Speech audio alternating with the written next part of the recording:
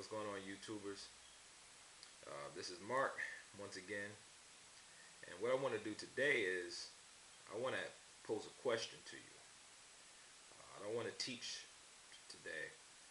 It's going to pose a question.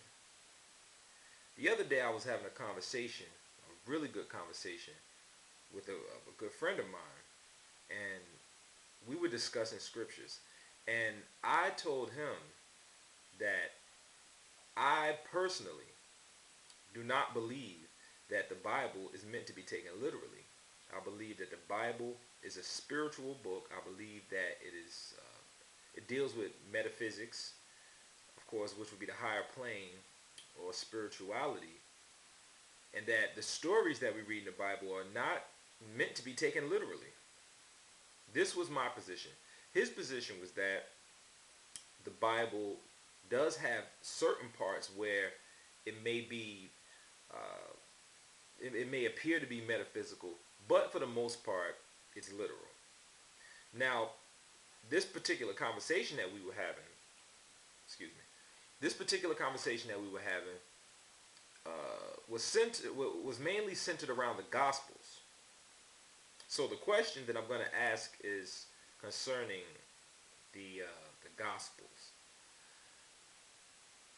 If you are a Christian fundamentalist, if you are a mainstream Christian, and you believe that the gospel stories are literal. Now, when I say the gospel stories, I'm speaking in reference to like the stories that we read, like the miracles. You know, Jesus or Yeshua turning the water into wine, Jesus walking on water, Jesus raising Lazarus from the dead, um, Jesus cleansing the lepers, going into the synagogue, casting the demons and the evil spirits out of people. If you take these things to be literal, I would like you to please explain John chapter 14, verse 12. Because in John chapter 14, verse 12, Jesus is answering Philip. And he says to Philip, "Verily I say unto you," or "Truly I tell you," this is a truth, "that anyone who believes in me shall do the same works that I have done, and greater."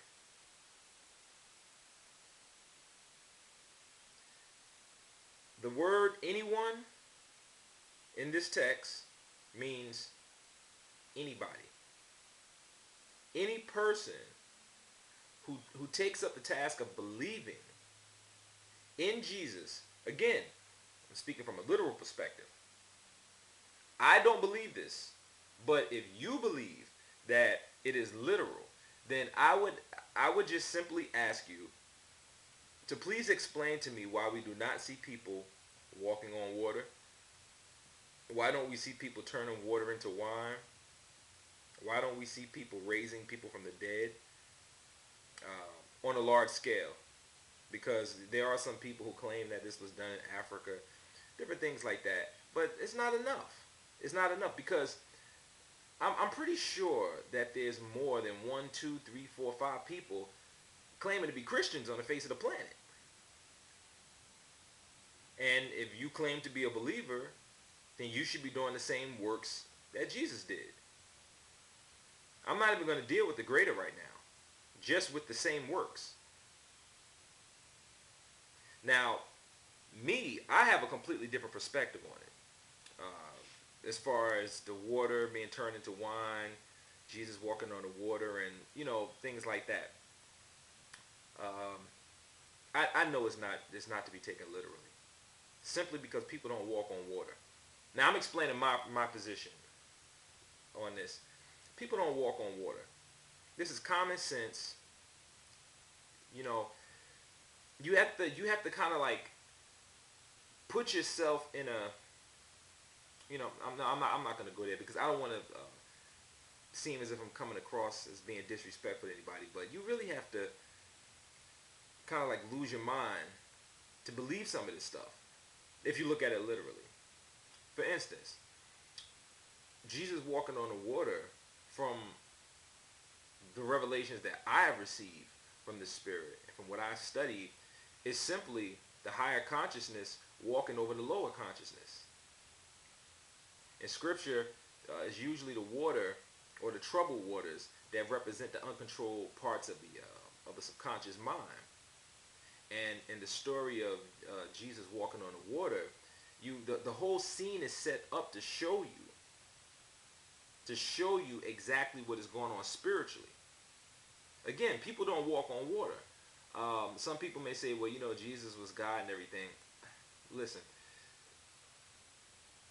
people don't walk on water. It's as simple as that. I'm not going to really get into a debate about that. Um, but yeah, in the story, Jesus, or the higher consciousness, calls Peter out of the boat. Notice that he doesn't call any of the other disciples but Peter. The You have the scene set for you. It's in the third watch of the night. The sea is tossing and turning, right? And the boat, the disciples, they tossing and turning inside this boat. What does the boat represent? The boat represents the state of consciousness that you have come to thus far in the midst of the storm, right?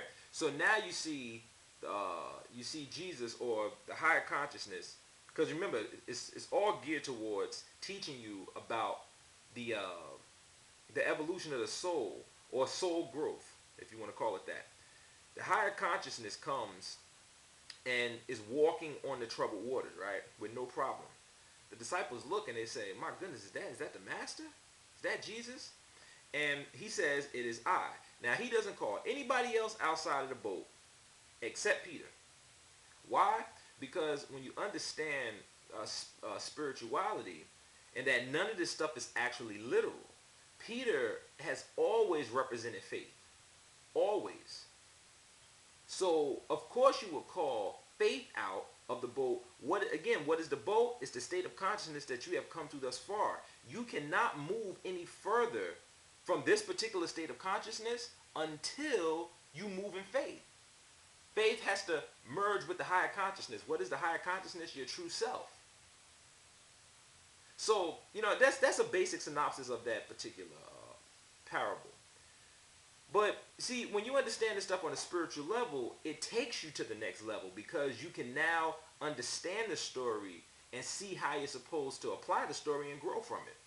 But yeah, the people who believe that it is literal, I would love to hear your explanation of John chapter 14, verse 12. I look forward to hearing from you. Comments. Please don't be disrespectful. But I really would like to hear the explanation of this. People on both ends. If you don't believe it, if you believe like me, you can leave a comment. If you don't believe like me, if you're on the other end and you're a fundamentalist, or you believe literally, leave a comment. I just ask that you don't be disrespectful. Thank you.